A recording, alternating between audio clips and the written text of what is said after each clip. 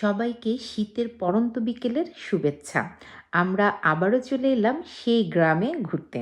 ইউরোপের মধ্যে ছোট্ট একটা গ্রাম। আমার বাসা থেকে মাত্র ১০ মিনিটের রাস্তা। হেঁটে গেলে প্রায় ২০ থেকে ২৫ মিনিট। তো এই গ্রামে আমাদের এক পরিচিত ভাবি থাকে।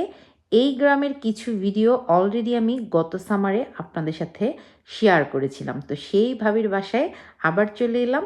আর এবার ভাবির বাসার নিচের সাইডটায় আমরা এক্সপ্লোর করেছি। দেখুন কত চমৎকার! একটা পাত্রে পানি দিয়ে তরতাজা গোলাপ রেখেছে। একেবারে মাঠের মাঝখানে একটা টেবিল আর ২টা চেয়ার দিয়ে রাখা। কত সুন্দর আয়োজন!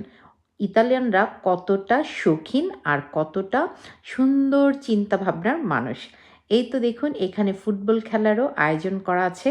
এটা একটা প্লেগ্রাউন্ডের কর্নারেই হচ্ছে চেয়ার টেবিল দিয়ে ফুল রাখা। আর এই যে ঘরের মতো দেখতে পাচ্ছেন, এটার নিচে তাদের প্রয়োজনীয় অনেক জিনিসপত্র রাখা। গাড়ি থেকে ধরে সাইকেল, তারপর হচ্ছে ফ্রিজও ছিল। আর আমরা ঘুরতে, ঘুরতে খুবই ক্লান্ত। তারপর তো ভাবির বাসায় এসে ভাবির হাতের মজার, মজার সব নাস্তা পানি খাওয়ায় লেগে পড়েছি। চা অবশ্য আমরা ঘুরতে যাওয়ার আগেই পান করে নিয়েছি। তো এখন হচ্ছে গরম, গরম নাস্তা খেয়ে কিছুক্ষণ গল্প করে যে যার মতো বাসায় চলে যাব। তো একটা শীতের বিকেলে সবাই মিলে এত সুন্দর গল্প আড্ডা দিয়ে কাটিয়েছি, আলহামদুলিল্লাহ এই দিনটা চিরস্মরণীয় হয়ে থাকবে।